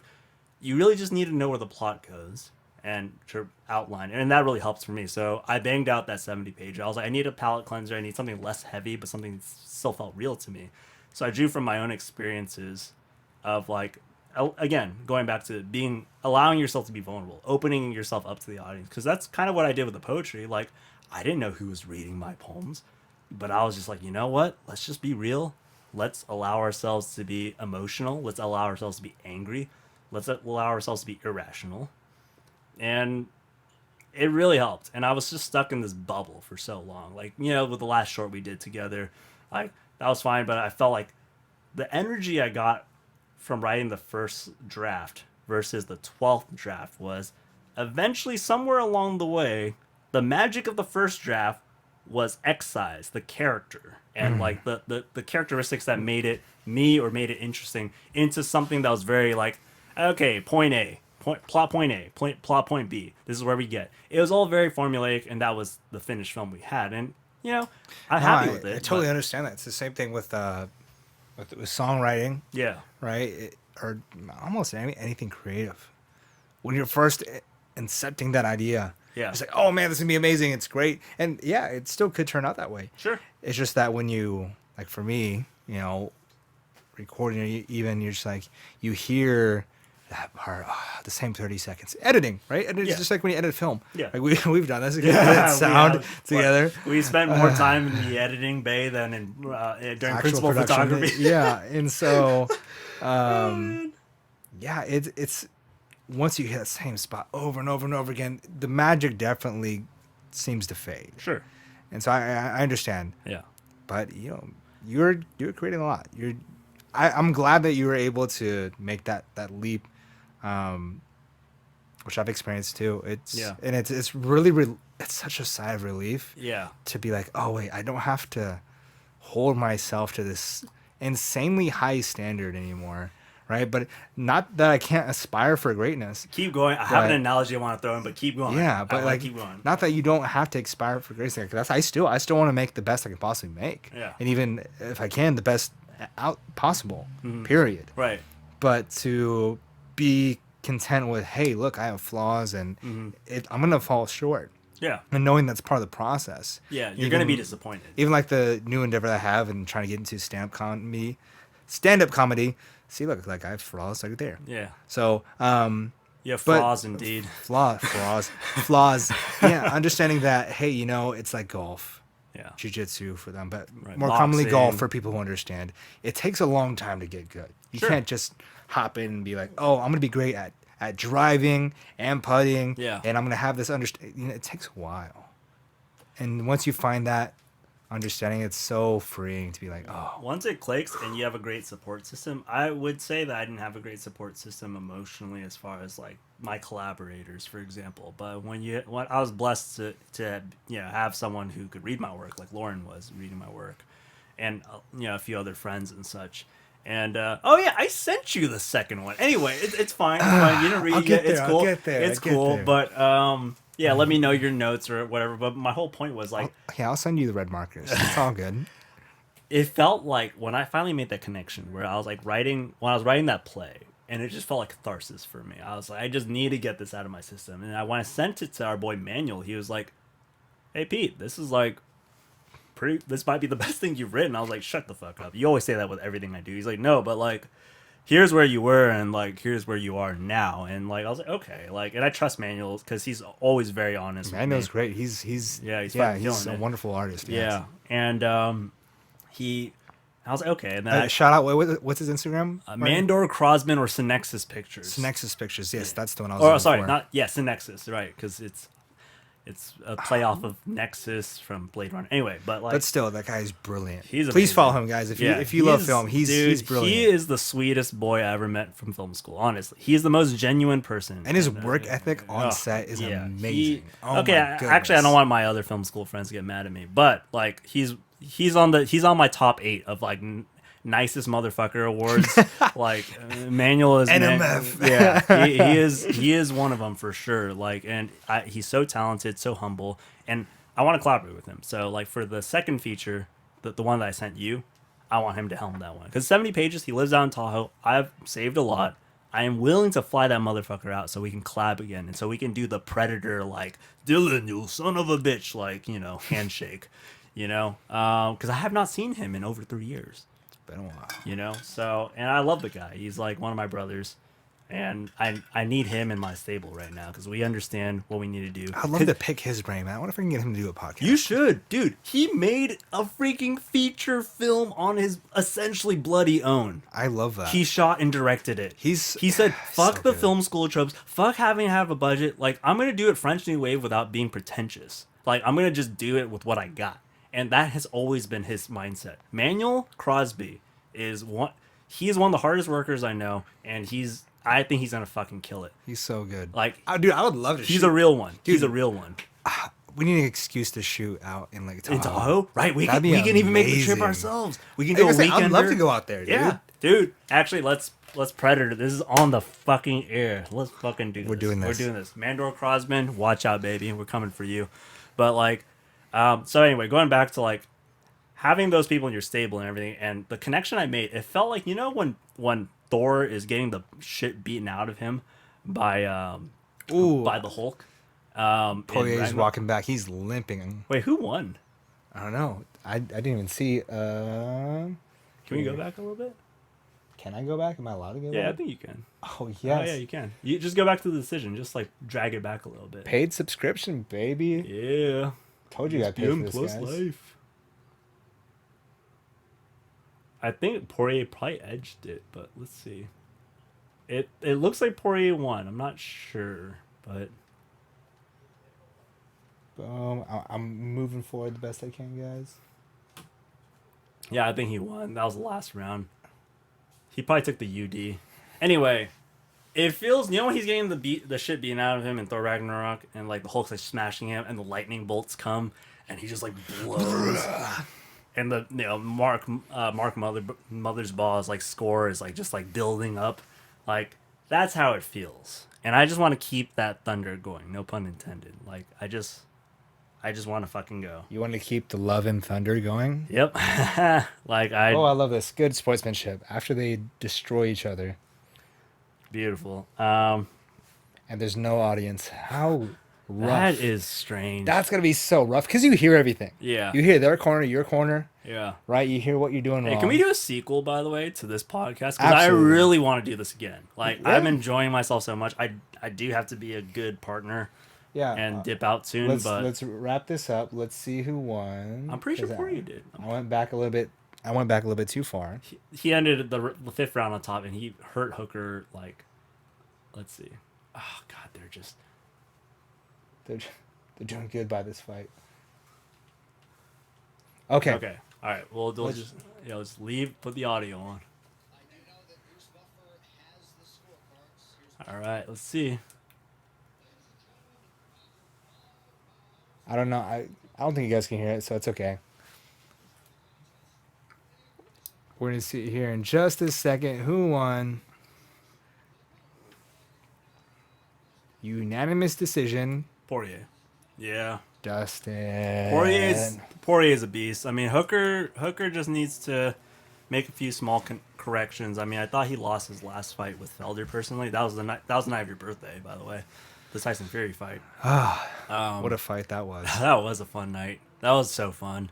And we're going to have a fun one after this. I mean, if Lauren's still down to kick it. But I hope she listens to this, and I hope people just... We'll do the follow-up. We can do sometime in the next... Oh, I'll be gone next weekend, but we can do like something after Honestly, that. well, let me see my schedule is I'm doing private lessons, right? But let me see where things are going as far as the first. Okay, so I'm booked Monday, Wednesday. We'll figure. Hey, let's wrap this up. Okay. We'll figure out the schedule. Sure. Alrighty, folks. Hope you have fun. Like I said, we'll do a part 2. Yeah. Or not even a part 2. I mean, do we another just do another one. This is what we do. I like I said, you can be the front man. I'll just be the guy that throws some little flavor. Yeah, like spice it up. Take the audience the flavor. So Short detour, we started pretty late considering the time that Peter got here. It's first time with his new setup. Yeah. I'm super happy that I have it now because now one, I understand how long it takes to get this set up, and 2, it should sound a lot better. I think so. And I think we riffed a lot, dude. And honestly, This is fun. you could just take some snippets and just post them. Like once we get the V's to the AV going, oh my god, we're off to the fucking races, dude. Yeah, it'd be fun, and this is cool. Yeah, this is cool. It's a nice little setup, man. And then, yeah, I think the audio's gonna come out a lot better. Shout out to Fraser one more time. Yeah, Fraser, I haven't met you yet. I heard you're from Manchester. Fuck I mean, I yeah, haven't dude. met him in person, but I talked to him on the phone. He's great.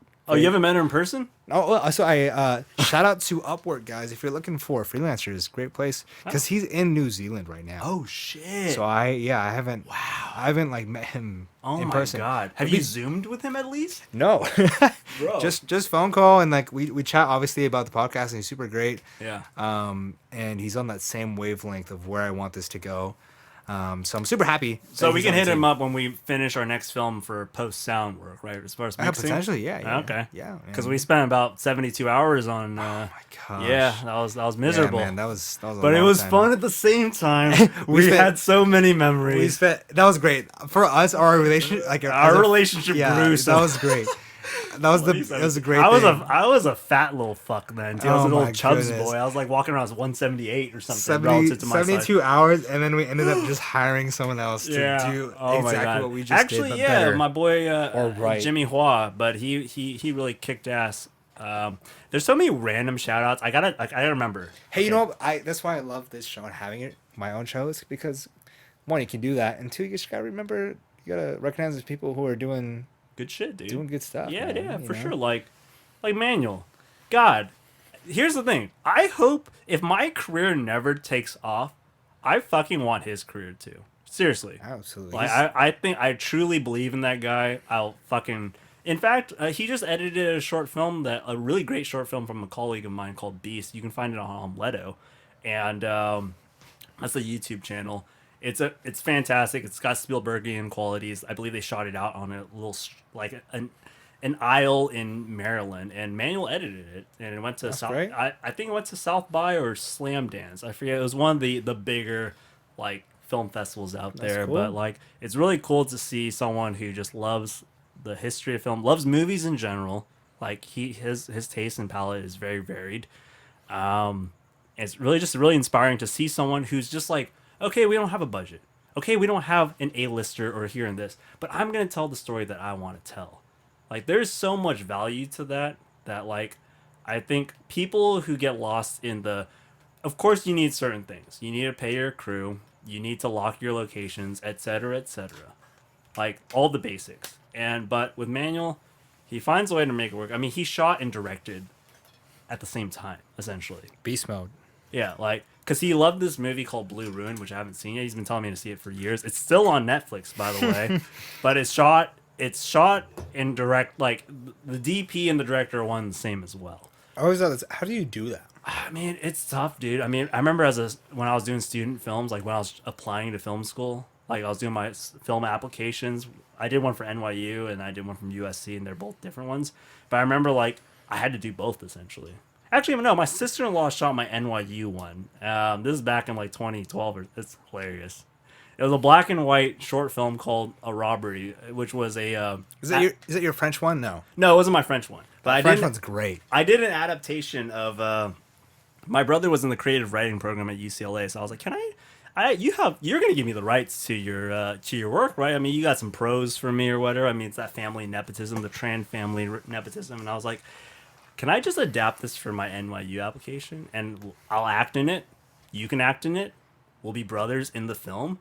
And we did a take where Michael, my brother, fucking slaps me. And he must have enjoyed it. He physically actually slapped you. He slapped me at least like 5 different times. Method acting. Yeah, maybe. like, and he took down our boy Ian McNichol. It was ground and pounding Whoa. him. Like, it's I wanna watch fucking hilarious. I gotta find you dude. Yeah, my sister-in-law shot that one. She's credited as the director of photography, actually. So, you know, when you're getting your start, like, you know, you're usually the one shooting and directing, like, typically. Skeleton Crew. Yeah.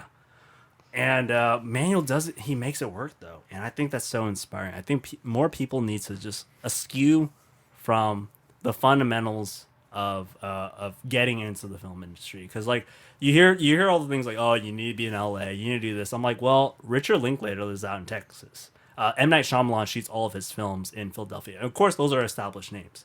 But like most of us, they came from nothing. They had no connection. As far as I know, they had no connections to the industry. They might have networked their way into projects, which is perfectly valid, right? But they choose to live where their roots are, and I fucking respect that. And guys, it's about what you're doing, not what you got. Yeah, it's easier when you have more toys, but Yeah. every day, especially with this TikTok stuff and social media in general. Yeah, like it's every open day. around. Like, YouTube has gotten so much more enjoyable for me because I get content that I actually give a shit about. I'm not seeing some stupid like, hey, I'm doing YouTube is it's a channel. Yeah. It's like it's a whole network. I spend hours on YouTube now, like just from like, you know, various film channels I follow, MMA channels It's I everything follow. from It's like, amazing.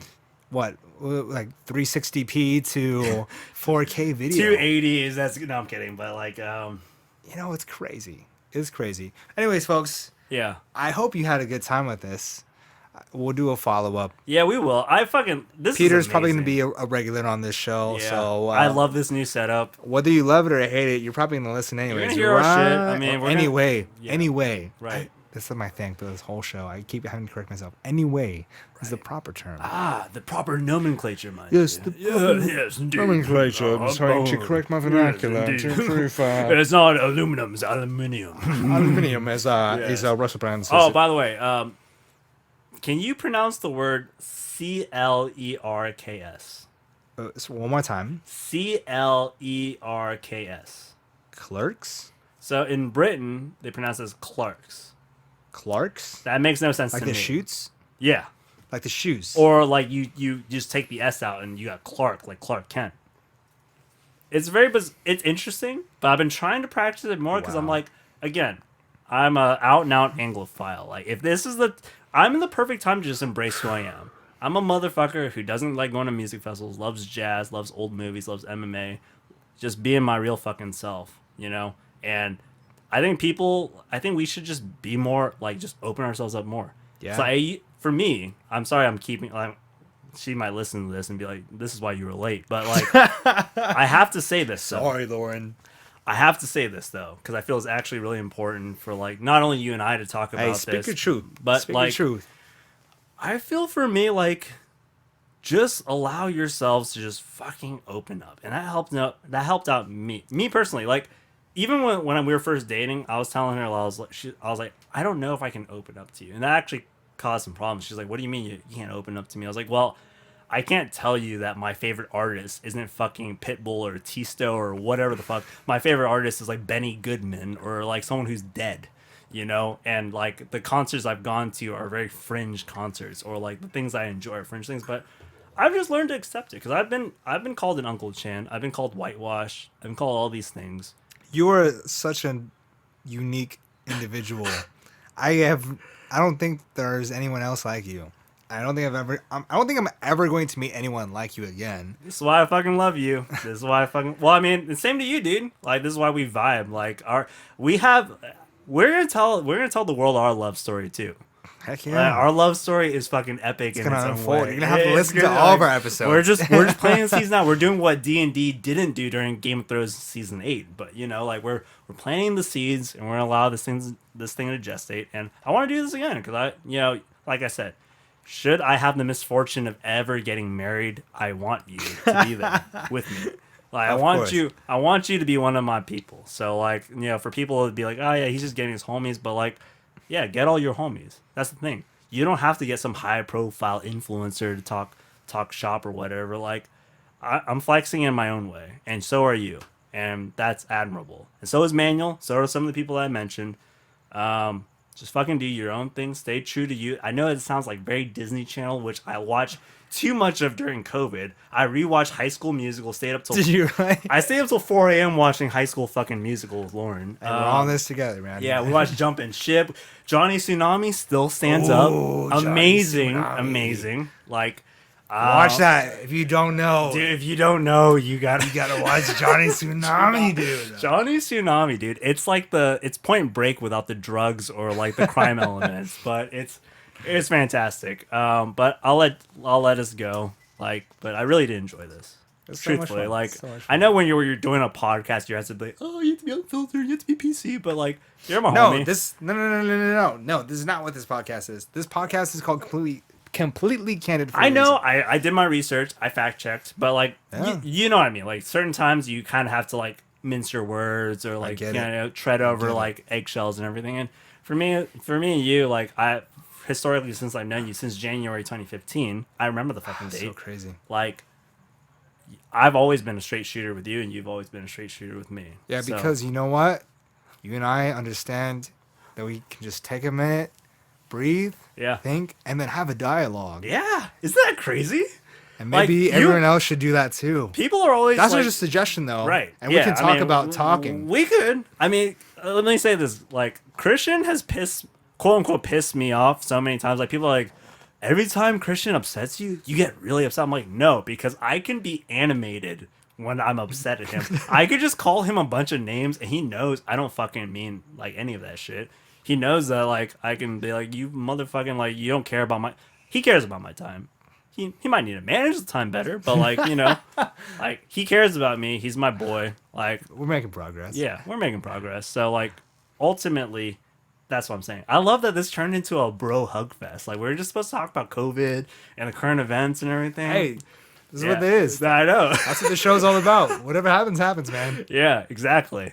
I will warn you, I may only have time for one drink tonight. Is that cool? Totally fine, man. That's cool. Okay, because I'm supposed to hang out with Lauren. Yeah, she might not join us. She might not join us because she's already in her PJs all comfy and shit. We're pushing it. Yeah. So it'll be a legendary Thanks, night. Lauren. Yeah. Thank you for your patience in advance. For real though, honestly, or in real time, kind of. I have to say this before we sign off. Like, I was Mr. Sad Boy, emo boy for the longest time. I was like, I don't know if anyone's gonna ever get on my level. as far as like, but I never, I did the whole thing. I did the apps. I went to the bars, I tried sometimes very results, you got, sometimes you got what you wanted. Sometimes you're like, oh, what the fuck? But anyway, like, with Lauren, it just happened organically. And I'm like super grateful to have like someone who's just fucking dope like that in my life. Just like I have you in my life. Like, when you got like, the thing is, I don't want to create a bigger circle of friends. I want to learn more about people, but I also want to like keep those who are like, who mean something to you. Because I'm a sentimental motherfucker. Like, that's why I listen to jazz. Is because like at the core of those cheesy ass lyrics or whatever they wrote back in like the 20s and 30s, there's some fucking truths that you cannot bypass about friendship, about humanity. Nothing is new under the sun, my friend. Exactly. So, like, I just want to say that again and just be like, yo, and it would be ironic and hilarious if like something terrible happened and like we broke up like a month later. But I don't think that's going to fucking happen. That's why I'm throwing it out there. Hey, that's why during COVID, I said it. I was like, yo, I was telling Lauren, I was like, hey, I'm not going to get sick from COVID. Because like I've heard this weird theory that I've had many people talk about, like the power of suggestion, the power of it's real. It's real, of man. Self-belief is just being like, I am not going to get sick from this. I'm not going to die this way. Remember how I almost died in 2017 from drowning? I don't know if you remember when I fractured my finger and how I was in a cast. Do you remember that? When we were doing, those are when we were doing Don't Be Scared, Homie. And I had the cast and like, it was my left hand. Like, I remember doing that, and I was like out in the ocean. I got caught in a riptide. I was floating out there, just like buzzed on like some fucking Goose Island IPA or some shit. I found out my nephew was a nephew. This was my brother's gender reveal party for his first child. And I get lost at sea and almost die. Oof. Like, I was treading water out there. I was probably the farthest I'd ever been out there. And I remember thinking like, okay, this is how I go. Like, my whole life, every adventure I've had, 2 minutes, film school, Manifest Destiny, going out to Alabama Hills, like fucking grinding. Alabama Hills, man. Fucking grinding. My whole life is reduced to being just a little epitaph in the OC register, like, local HB boy drowns in a fucking accident. Like, I was like ready for that. And then thankfully, like, this fucking lifeguard, like, I didn't even get his name, but he saved my life. He actually like saved my life and brought me back. That's and amazing. Yeah, I essentially came back from the dead because I don't think I would have made it out there on my own. Truly, I really don't. And sometimes you have to realize that we don't have control of everything. We have to latch on to the things that matter to us: our friends, our families.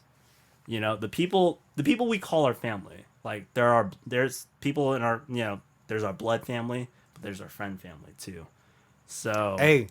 Just like I said this in another podcast, the blood of the covenant is thicker than the water of the womb.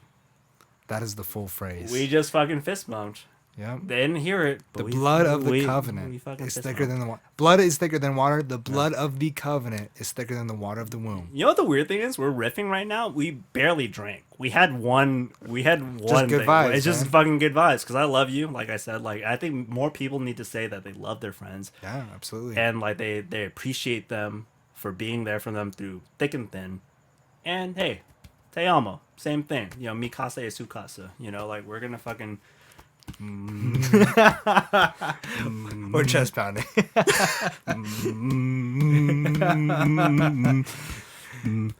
He's apparently running for governor of Texas. I'm gonna fucking move there. Let's fucking do it. Might as well. Matthew McConaughey, like Guy Fieri, national treasure. Like, you do not touch those guys. The Confederacy can get torn down. You do not fuck with Guy Fieri or fucking Matthew McConaughey. And enough on that said. Note, yeah, we are out. And that is the episode. Thanks again for tuning in, guys. If you want to donate to keep the show constantly improving, I hope this sounded a lot better for you folks. I definitely put in the work to try and make it so if you want to see more improvements and eventually a whole video aspect, please feel free to donate. I'll include the link to the Anchor website for the podcast, and you can donate as little as 99 cents per month, and you should be able to cancel anytime you want. Okay? I appreciate anything, even if it's just a listen. If you can, share it with someone who you think would enjoy it. And I hope you take some time to hug your loved ones. Tell them that you do love them, that they are a loved one to you. Because 2020 is pretty crazy. And we don't know how much time we got left. You never know. Could be today, could be tomorrow, could be the next 20 years. All right? Make the most of it, whatever you got. Love you guys. Thank you once again. Thank you, and bye-bye.